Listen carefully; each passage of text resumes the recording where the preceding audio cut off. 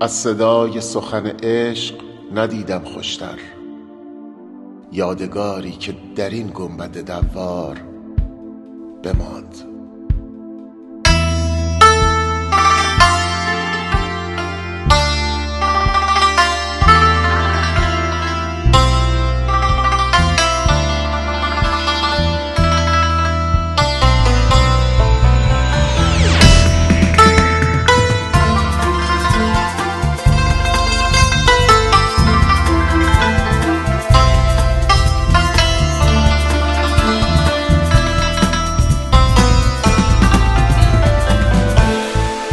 صدای قررش بارون و جاده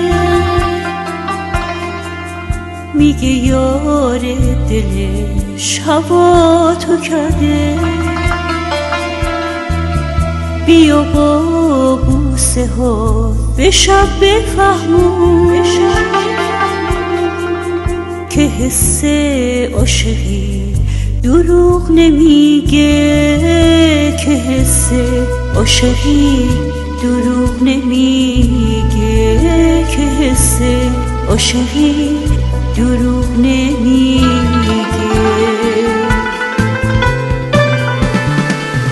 دلم امشب میخواد بارون بباره، نگاه مست تو یادم میاره که میگفتی عزیزم نازنینم، بیا با لحظه ها عاشق ترم کن، بیا با لحظه ها عاشق ترم کن.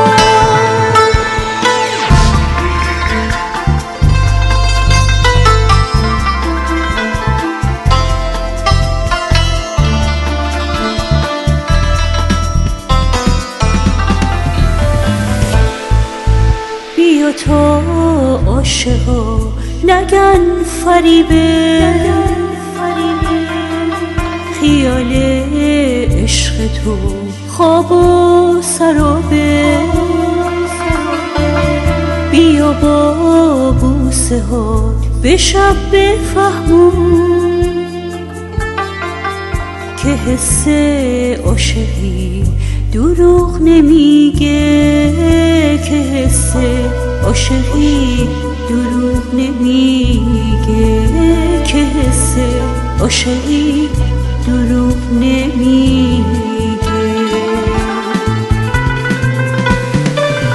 غروب سرد وحشی بیقراره، میگه شاید یه روز بیایی دوباره، اما تا اون یه روز خیلی دیره.